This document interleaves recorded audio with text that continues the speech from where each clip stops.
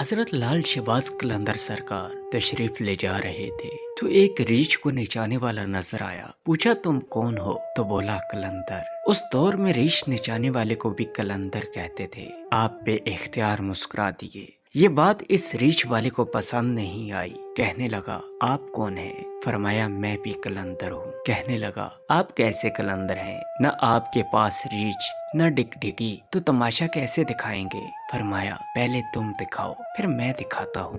ریچھ والے نے ڈگ ڈگی بجائی اور ریچھ کھڑا ہو کر ناچنے لگا۔ اس نے کہا اب آپ کی باری۔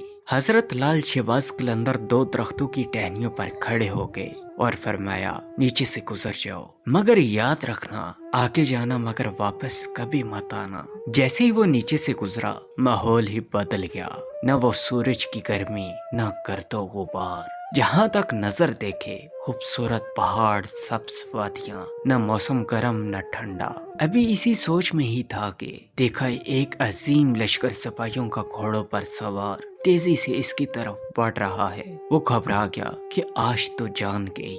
پاس پہنچ کر لشکر رکا اور سپہ سالار آگے بڑھا۔ اس سے پہلے وہ کچھ کہتا سپہ سالار بولا بادشاہ سلامت، آپ کہاں غائب ہو گئے تھے؟ آپ کی سلطنت آپ کا انتظار کر رہی ہے اور ملکہ عالیہ کا رو رو کے برا حال ہے۔ اب وہ حیران و پریشان شاہی گھوڑے پر سوار ہو کر ساتھ چل دیا۔ جب محل پہنچا تو عظیم الشان عمارت دیکھ کر حیران ہو گیا۔ اندر داخل ہوا تو خوبصورت ملکہ گلہ شکوہ کرتی لپٹ گئی۔ کہاں رہ گئے تھے آپ؟ سب بھول کر نہا دھو کے شاہی پوشاک پہن کر تخت پر بیٹھ گیا۔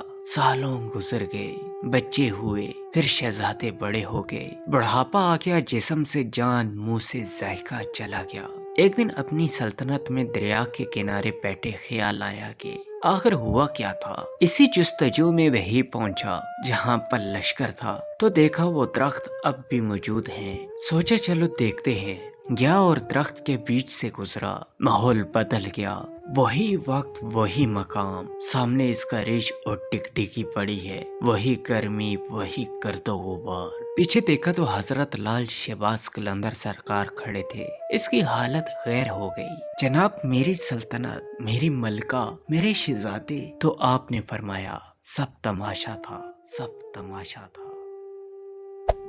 Hey there. Subscribe to my channel. And also press this bell icon.